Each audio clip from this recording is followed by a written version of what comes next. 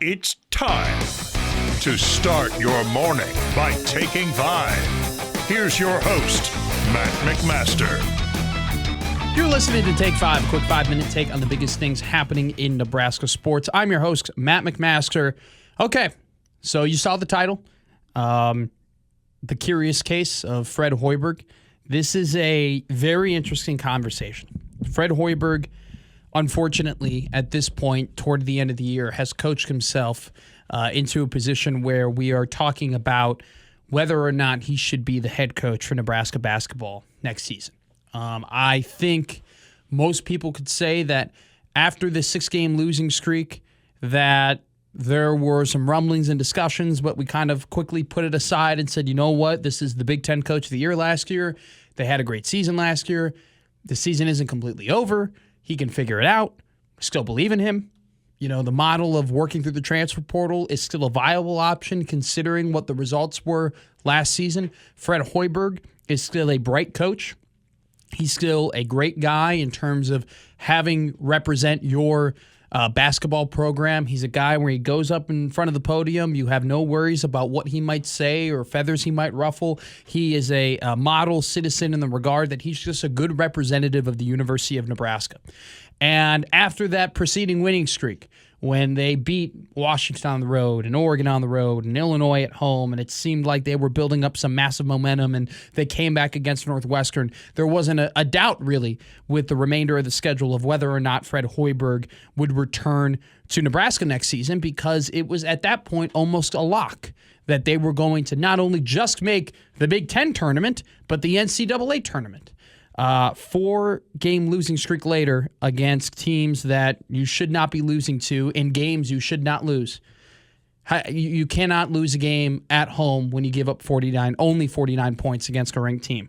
You cannot play a Minnesota team at home who had just lost to 2 very bad Big Ten teams and had zero momentum. You can't lose that game, and you can't leave the hottest shooter on the entire court wide open to throw a dagger and end the game for you.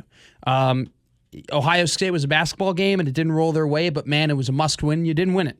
And now we're sitting here in year 6 of Fred Hoiberg, who's got an 80 and 105 record in 6 seasons. We're sitting here and saying, talking about a guy who's got a 37 and 79 conference record, and he plays a very big game. His team plays a very, very big game on Sunday, and where if you win it, not only do you just lock yourself in the Big Ten tournament, but you still give yourself a fighting chance at the NCAA tournament. If you lose it, your NCAA tournament hopes are almost gone unless you somehow make it to the Big Ten championship game, even if you end up making the Big Ten conference tournament, which is a crazy statement to say. And so at the end of the day, you're sitting here and you're thinking in your mind, should Fred Hoiberg be the coach next season? And I don't know. I really don't know. Part of me thinks, man, it's 6 seasons. He's got a losing record. He's got an even worse record when it comes to conference play. This season has been terrible. It's kind of proven that his model of going in the transfer portal and consistently building through the transfer portal with older guys may not be sustainable. The issue with effort and locking in and identity and not having one has not just lingered from December to January, but it's lingered from January to February and February to March. And it's hard for that not to be an indictment on him and his coaching staff and the fact that they've been preaching this message not only to their players, but to the media and to the fans that they need to play a certain way and they need to give better effort and they need to be better on defense. And yet it's not happening. This season has been so frustrating, not because they've lost games they should, not just because they've lost games they shouldn't have lost. This season's become so frustrating because it comes down to effort. It just comes down to guys wanting to be there and guys playing their hearts out. And just we've seen too many times this season where this team just is not there. And that's inexcusable.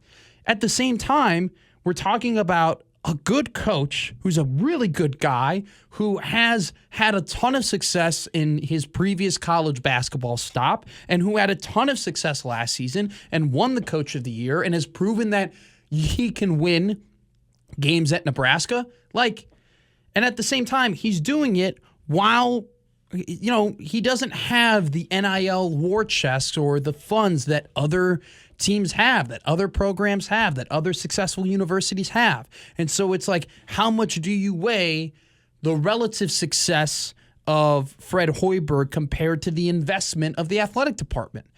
The athletic department isn't investing in this basketball team to the degree of where you expect it to be in the tournament, or you expect it to be a top seed in the tournament every year. Are they investing in this program to the point where you can argue they should at least be making the tournament every year? That's up for debate. I'd probably say yes, because they have gotten some, they have paid some dollars to get some transfer portals. It's not like, basketball has been thrown into the closet and no one cares about it here in Nebraska. There's still some care, but there definitely isn't as much investment as other places. And so I'm just fighting with what the heck's going to happen and what the heck Nebraska athletics should do. I've kind of put a hard stamp on it where I think that if he loses against Iowa and he goes 7-13 in the Big Ten Conference in his 6th year of coaching, that might be enough to fire him. That might be enough. And if they were to do it, I don't know. But you look at across the college basketball landscape and you see a lot of first-year coaches who are having a ton of success right away. Pat Kelsey, Dusty May, Mark Byington, Ben McCollum. You can turn around a program quickly. So it's just I don't have a decision yet. I don't have an opinion yet. But we're getting to the point, and we're dangerously close, where this decision might have to be made, where they might have to go in a different direction. We'll see. But that was a very exasperated Take 5, but I'm very passionate about this, and it's just a really interesting conversation, an interesting case when you take all the different aspects from it. So we'll continue having this combo as the week goes on, and we'll see what happens on Sunday when the Huskers take on Iowa. That's been Take 5, and I've been Matt McMaster.